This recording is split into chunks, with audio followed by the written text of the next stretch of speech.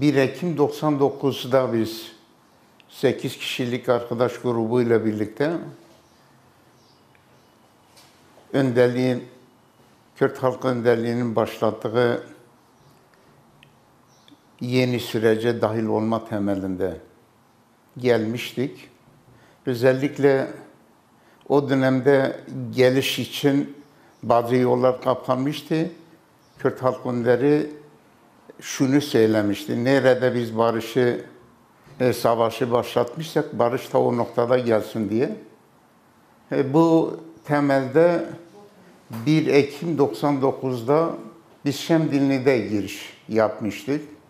Tabii o süreç zorlu bir süreçti. Her şeyin olabileceği de hesaplanmıştı. Bunun için gelen tüm arkadaşlar silahlarını her yönüyle temizleyerek bu şekilde bir giriş yapılmıştı. Çünkü yolda olabilecek provokasyonlara hazır olma temelinde bir yaklaşım söz konusuydu. Örgütün böyle bir yaklaşımı vardı. O dönemde Başkanlık Konseyi'nin 4 mektubuyla birlikte biz girişi yapmıştık. Tabii süreç çok hassas bir süreçti. Her şeyin olabileceği bir durum söz konusuydu.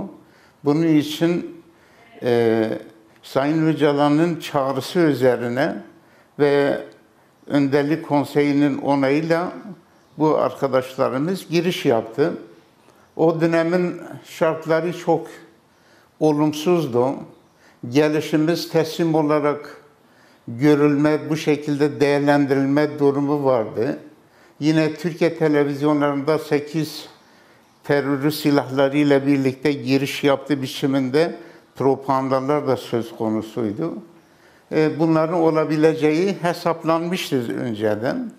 Fakat temel hedef barışçıl bir çalışmanın yürütülmesi, özellikle Türk ve Kürt halklarının birlikteliğini, kardeşleşmesinin esas alınmasına yönelikti. Bu temelde bir yaklaşım söz konusu oldu. Özellikle Türkiye Cumhuriyeti'nin kurulmasında Kürtler tarihi bir rol oynamıştı. 21 Anayasası'nda bu vatan Türklerin ve Kürtlerin ortak vatanıdır. Bu temelde bir yaklaşım vardı, fakat daha sonra inkar, imha ve yok saymayla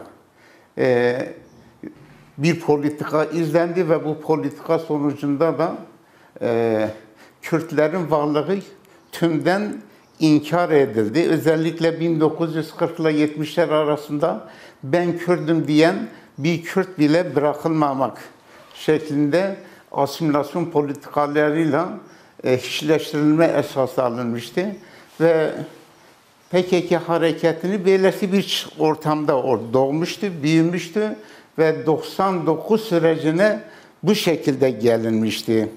Büyük bir mücadele içerisine ve o dönemde uluslararası alanda da bir komplo, Kürt ve Türk halklarına yönelik bir komplo hazırlanmıştı. Sayın Öcalan bu komployu boşa çıkarma temelinde böylesi bir tarihi adım atmıştı. Cumhuriyet'in kuruluş yıl döneminde de özellikle 29 Ekim 1999'da bir grup arkadaşımız da Avrupa'dan sürece dahil olma temelinde gelmişti.